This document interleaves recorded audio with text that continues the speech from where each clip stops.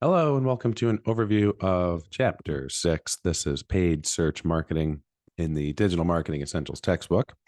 And today we're going to talk about everything related to really just Google Ads and how they work and looking at them from a broader concept perspective. And before we dig too much into it, I do want to just heed a quick warning that this chapter is much, much larger than what I'm going to talk about today. My overview is going to be fairly high level and really focused on the concepts of paid search, the things that go into ad copy, the different types of different levels that go into a Google ad campaign, and really just the basics. This chapter might be the most comprehensive in the entire textbook, and it's great. But for the purposes of this chapter here, and the discussion that I am facilitating, we are going to keep it high level. So we're only going to go about 15 slides in, and there's like 50 plus. So just as a quick overview, if you're going through the slides like while you're watching this and you're thinking, well, he's jumping all over the place, it's because I technically am. I have cut down um, the number of slides just in this presentation for my own sake. So um, be sure to take a look at the rest of the lecture slides if you're looking to get really a hands-on approach. Again, this is more conceptual. So first off, there are three major values to paid search. One, it's a known quantity. Unlike SEO, which is it can be a toss-up. You know what you're getting. You know where it's going to go. And as a searcher, you also know what it is too. In terms of like search intent, as discussed in the last chapter or a couple chapters ago on search engine optimization, um, it's something that is really, really clear what's going on. With SEO, anything could be at the top of any search, and you land on that page and you have no idea what you're going to get. With paid search, it's pretty clear, and these are also paying customers to Google, many of which are major corporations. Second, you have influence ability. I'm not sure if that's an actual word, but influence ability just kind of means, hey, this is something that is going to have an impact on people that are searching. It is something that is it's fairly well known, and at the same time, like, you have a lot of influence as the advertiser on what your ad is going to say, what the keywords are that you're searching for that you want to land on, and also what the content is going to be on the destination page.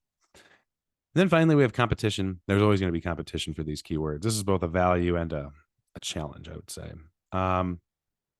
The positive side of this is you can really use other competitors in this space to kind of influence what it is that you are going to create, both from an ad side and from an organic side. The downside is that there's going to be competitors for a lot of these keywords. A lot of the keywords have who knows how many different organizations competing for them, but there's a reason that the cost per click can be so high or so low, largely driven by competitors and the amount of money that is being sent or spent. Sorry.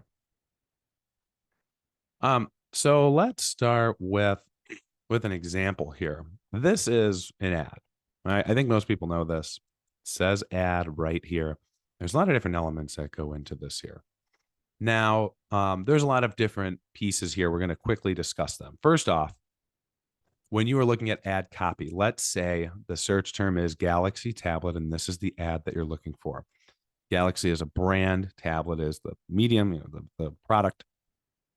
And you'll see that it's really, it's a relevant keyword. First off, generally when people are searching when you say keyword relevance, you want to think about what is the intent. And when someone searches Galaxy tablet, they're probably looking for information about it, at least information, maybe to buy one. So this is where you can see all of this information that can help.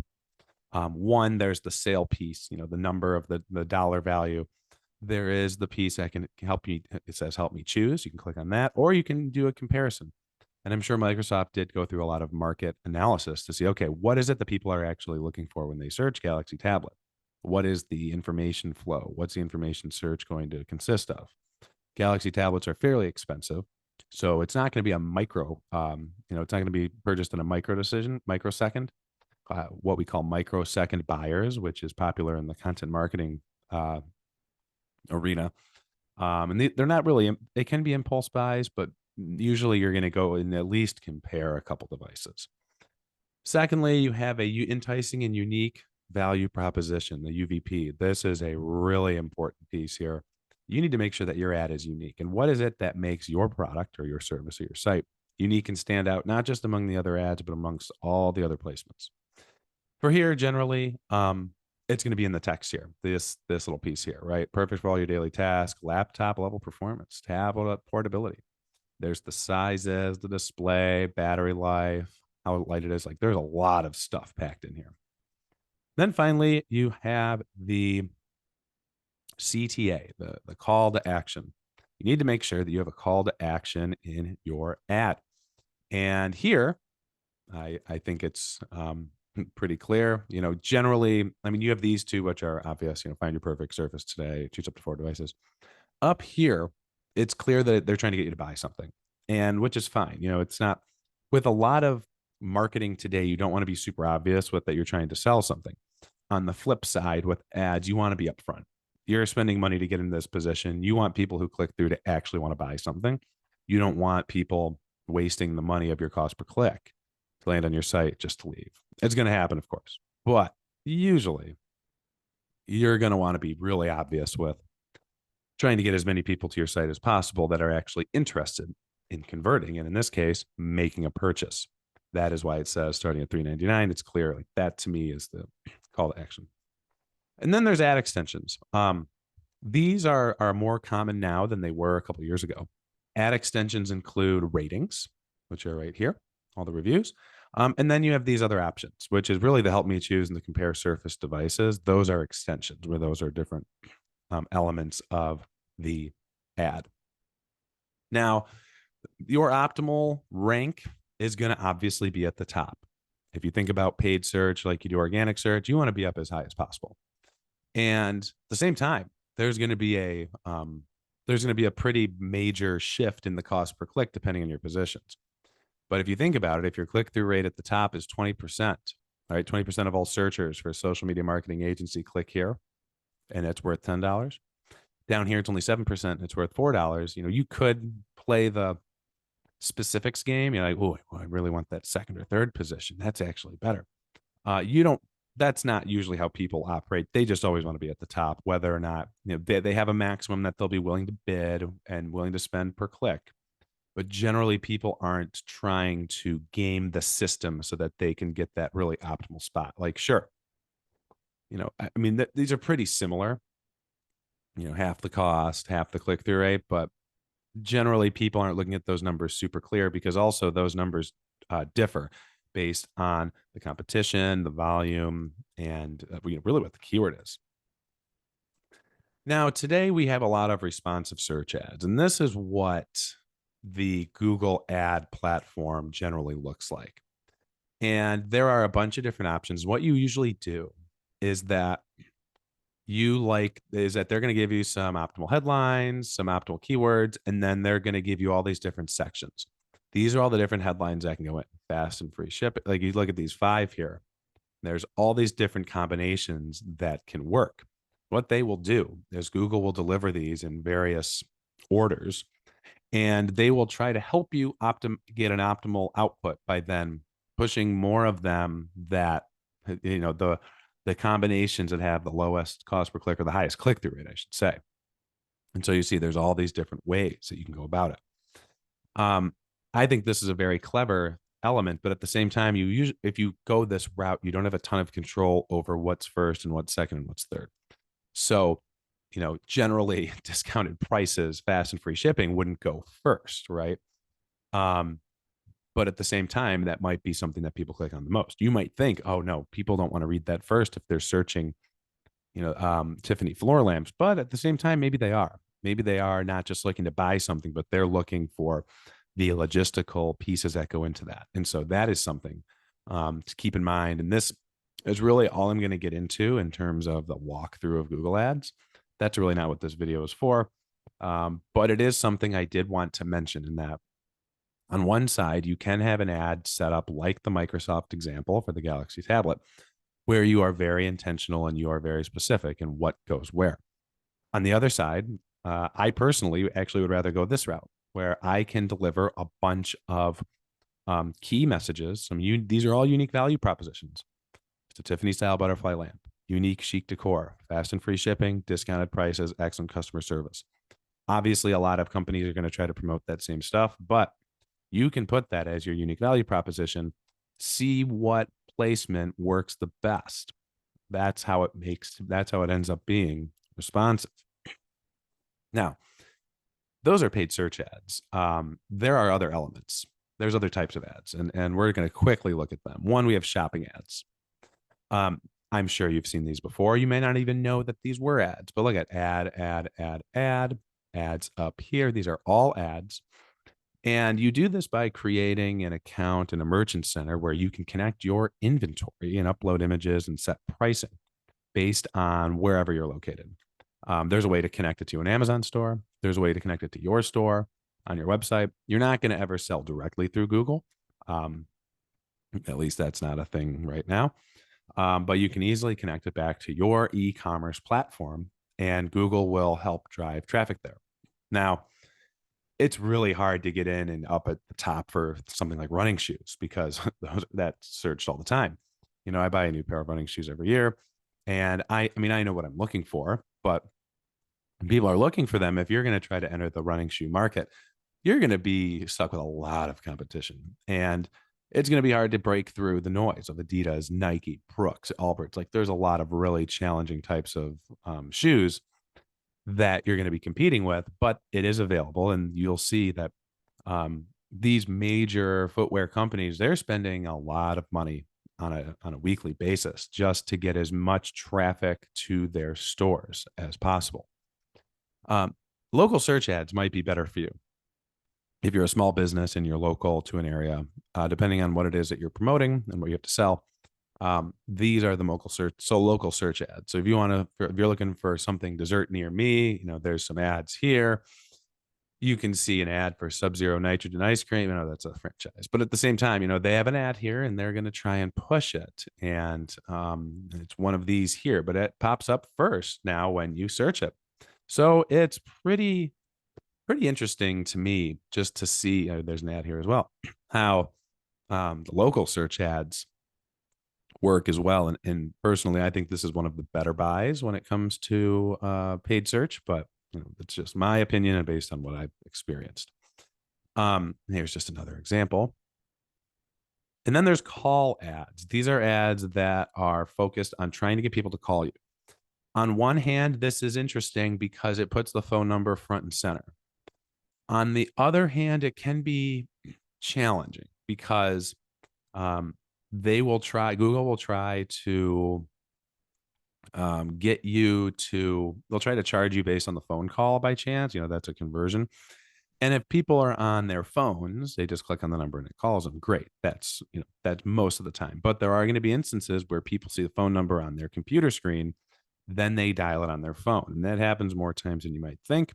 As a result, you don't get quite the accurate response that you were looking for, accurate results. You might end up, and usually it underreports it, but it's interesting because Google tries to track the call, of course, at least that a call was made and that a click was made and that it connected over to your phone. So there's a little invasion of privacy there. But it's, to me, the phone number is fine, except when you search something, the call number shouldn't probably be the very first thing you see. I'm not sure what the keyword was here, but you look at the phone number compared to this one and this one. I'm not sure how effective that is. Now, how do you rank highly for ads? There's a lot of different elements that are in play here.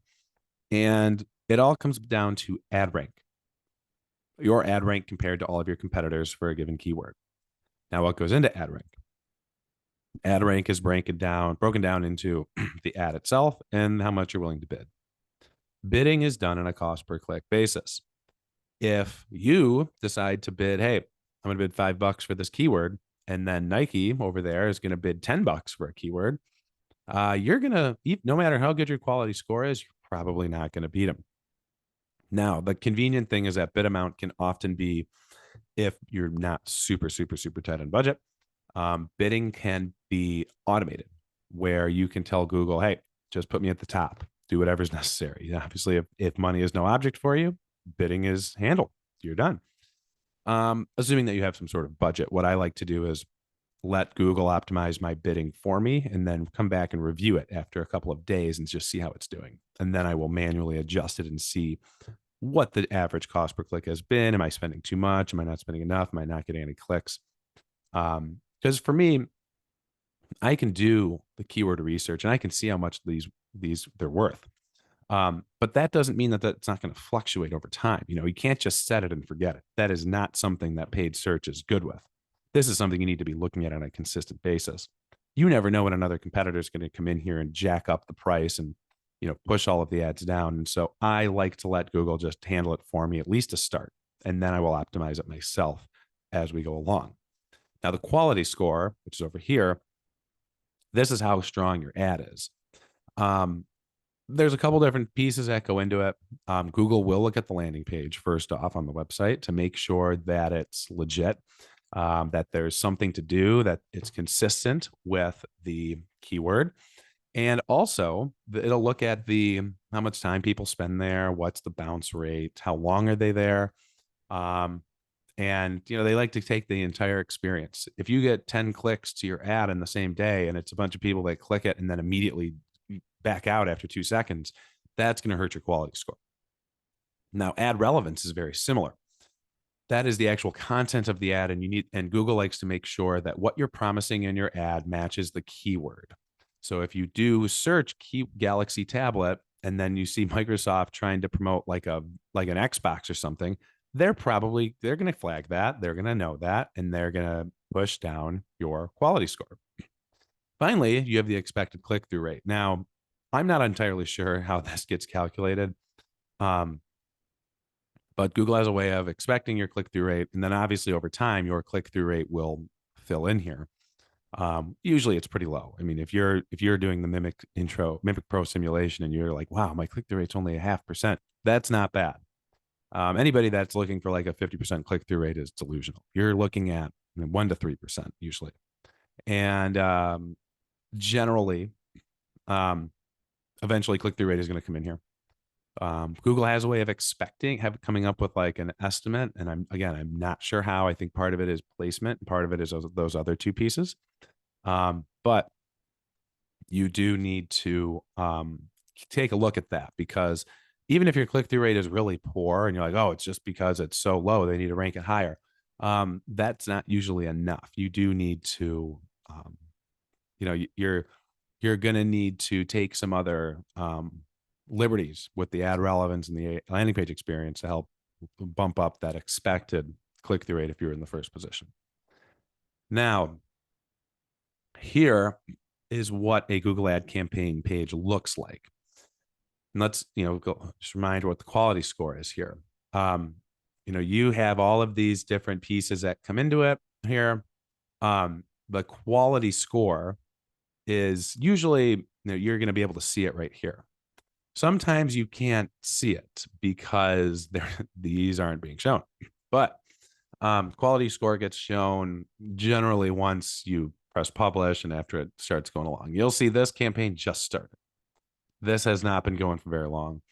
And with 22 clicks, 9,000 impressions, even that, they're not on the first page. So you're kind of in a tough spot. So quality score gets developed over time and it can change. And I just wanted to mention that. This is not always what it looks like anymore. This is from 2018. This is a Google ad campaign. It does still kind of look like this at times, but I don't usually look at this view. But you'll see you do get to look at all of the various numbers that go in. Now, there's 3 types of bidding methods. The automated one is what I usually go for. Now, there's cost per click and there's cost per acquisition, which is essentially the conversion. Cost per click is the default generally, and cost per acquisition is only going to really work if you get Google set up to accurately measure your acquisitions and your conversions. That means having Google Analytics. Um, there are slides that go through how to calculate all of these and how to set them all up. We're not going to go through that today. Um, just know I personally recommend the automated process. Again, Google's not out here just to like screw me over. I mean, Google's a pretty massive organization. They didn't get to where they are by doing that. So I'm usually fine. I let things run on automated, at least at the beginning, and then I review it and see what I need to take into my own hands. That's my recommendation, just like before when we were talking about um, the headlines. Now, the other thing to think about here, though, is that there used to be a bunch of different ones. There used to be impressions for impressions, and um, I think there was another one that I can't think of. But whatever your bidding method is, you can set it up however you want. But it is important just to know, they're going to charge you from the start, from the get go, and it's going to go fast. Um, Obviously, you can set up like a date range, and it'll only charge you on a per daily basis. But um, it is important that, I mean, the number one problem, and actually, let me go backwards. The number one issue I have seen with clients that I've had over the past years with paid search is that they don't set their CPC at high enough, and they end up not being on the first page, and they don't see the results they want. That's what I always try to avoid. And no matter how much research you do, there's always a chance that happens. Even if you're like, you know what, it says they recommended a bid of $5 and I'm going to bid $10. You're probably okay. It'll probably work, but there's still a chance you don't make it for whatever reason. And so that's why I like to just let that automated piece go. I will handle some of the other pieces. I'm handling more of the strategy here. I'm not here to, completely take over and run every single piece of it. If I was running ads in an ad agency and I'm trying to minimize cost per click, while maximizing clicks, okay. But then if that's my everyday job, sure. But it's not. It's my role is as more of an advisor, and I believe that letting campaigns start on automatic isn't bad. Now, how do Google Ads work? There's 4 levels, and this is a little infographic here. Say there's the account, right? That's the company that's doing this, and from there you're going to have campaigns. Campaigns are going to be broken down into essentially like promotions. So the example here is Samsung USA Summer Special. That's a promo. Over here, you might have this might be like your Galaxy tablets. There's all sorts of different. It's not necessarily on a product level, but more on a category level, I would say. Then from the campaign level, you have ad groups. That's what these are. So say, over here, their example is Samsung tablet sizes. Now there might be one that is more focused on a different element of like more on the pricing. This might be more on, I don't know, I'm trying to think what else would come into Samsung USA. Something about current events. I don't know. That's on like a feature basis. You can also have that more be on a product basis. So over here, if it's Galaxy tablets, you can have different tablets here. Then you have the ads. And with each ad group, you can have a set of ads, and that's where the keywords get differentiated. So kind of like when we looked at those automated ad pieces from the Tiffany lamps before, like those would all be under here. And so as a result, like here are all your keywords. For this example, all sorts of different varieties, and you want them to land here. So that's the breakdown: account, campaign, ad group, an ad. Now, I do want to talk about really quick the difference between branded keywords and non-branded keywords. Now, in the textbook, you have an experiment. They talk about an experiment that tests the effectiveness of search ads on branded keywords, which is this. They found that shutting off ads on keywords that included the word eBay did not decrease traffic, because all of the searchers clicked on the organic results instead. Shocking. Now, this graphic comes directly from that, and it depicts the results. I mean, whatever. You don't need to look at it, really look into this.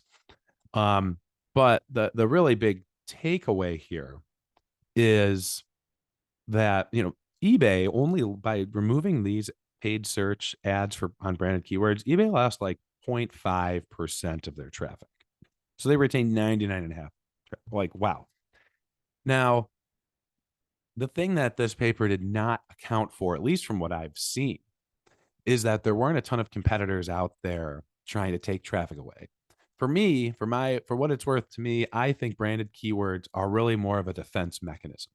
Because if you put a branded keyword promoting, say, Microsoft out, and even though you already know that the Galaxy tablet, the first 10 organic results are going to be Microsoft, you don't want somebody else to come in and pirate a lot of your traffic. And that is common. If you do any sort of search, especially in the tech field for various electronics, you're going to see a lot of results. If you search, like, I'm trying to think of a couple of common ones, like the fast food, for example, fast food wars. If you search Wendy's double stack, and then your first result is a McDonald's quarter pounder with cheese, they could take your traffic away. I don't think those searches are very common anymore, but at the same time, competitors know that if they can rank highly for a keyword that that their competitor is doesn't have any ads there for, they can steal some traffic because they know that the audience is looking for what they have, and they can at least start the process of moving people over to their brand. So for me, that is really the value of branded keywords. But branded keywords without the competition, to me, are just kind of a waste of money. Now, compare that to unbranded keywords. And just a reminder, an unbranded keyword is a keyword that does not have the company or brand name in it. A brand keyword has the company name in it. So in that last study, it was eBay, for example. Now, they also did it again. You don't have to like understand any of this. This is more of just kind of a backdrop for what I'm saying. So the researchers did a test on unbranded searches. So they turned off advertising for searches on products that didn't include eBay. So remember, if the keyword wasn't eBay, it was just the description of the product. And there's a bunch of regression models. I'm not going to go into it. I barely even understand it myself. But there are some things that are worth pointing out. So first off, the first two columns, they are showing revenue models as a function of ad spending. And they're showing that the return on their investment was 4,000% all and down to 1,000%. That's huge. That's spending $1 and getting back what? $100. That's huge. Now columns 3 and 4, these are a little bit more informed. On the flip side, they were able to figure out they took into some confounding variables into account, and they found that actually it was they lost money on these ads. And that was because, yes, they're seeing an increase in revenue. They are not seeing an increase because the revenue here is always the same. But you are seeing the difference in the spent money is always the same. But the big difference here is that they're not actually profiting. And what this is meant to show you is why didn't unbranded keywords generate positive returns? If someone searched for something like digital SLR cameras on Google, you would think the paid ad generates traffic above and beyond what the organic search would have. I mean, if you think about it, it's not even clear from the search term that the searcher wanted to purchase the product. But the authors actually propose that the ad's usefulness is lying in their ability to convey information and not in their ability to influence behavior. So if you did a search for digital SLR cameras, Google, and you didn't know that eBay had digital cameras at all, that search is actually going to give you information and cause information on that first click, and might not lead to a sale immediately, but a couple days down the line, they might come back, go right to eBay, find that product, and make that purchase. Now, on the same side, if the searcher knew that eBay sold digital cameras, they didn't want to shop at eBay. They're not going to, the ad's not going to change their mind. They're just going to move on to the next thing. So then you go back and, if the searcher knew that eBay sold digital cameras and they did want to shop at eBay, they're likely to click on the eBay organic search result. The key thing is this. These ads aren't leading to immediate purchases most of the time.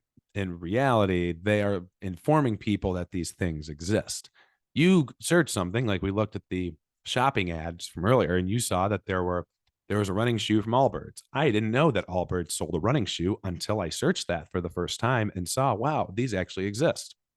If they hadn't run ads, I would never have known. I didn't click on the Allbirds result, but now I know, and now I'd consider it into the future.